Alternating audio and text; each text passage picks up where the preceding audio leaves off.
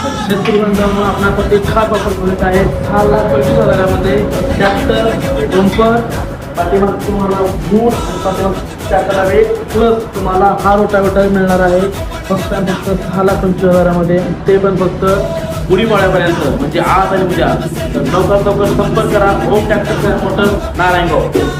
आणि यामध्ये तुम्हाला पासिंग आणि इन्शुरन्स पण असणार आहे म्हणजे 6,25,000मध्ये तुम्हाला बंपर